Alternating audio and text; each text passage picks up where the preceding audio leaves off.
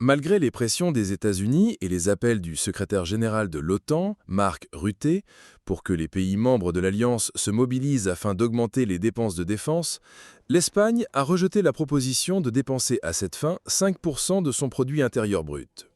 Pour le Premier ministre espagnol, Pedro Sánchez, une telle prétention est déraisonnable. Par le biais d'une lettre envoyée à Rutte, Sánchez exprime que son pays ne peut pas s'engager à un objectif spécifique de dépenses en termes de PIB, lors du sommet de l'OTAN la semaine prochaine à La Haye. Par ailleurs, pour être approuvé, tout accord sur un nouveau guide des dépenses doit être adopté à l'unanimité des 32 États membres de l'OTAN. Ainsi, la décision de Sánchez risque de faire échouer l'objectif du sommet de la semaine prochaine, auquel devrait participer le président des États-Unis, Donald Trump.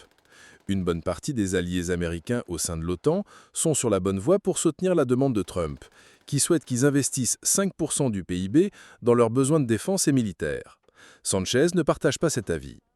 Pour l'Espagne, l'engagement à un objectif de 5% ne serait pas seulement déraisonnable, mais aussi contre-productif, car il éloignerait des dépenses optimales pour elle et entraverait les efforts continus de l'UE pour renforcer son écosystème de sécurité et de défense, est-il indiqué dans sa lettre.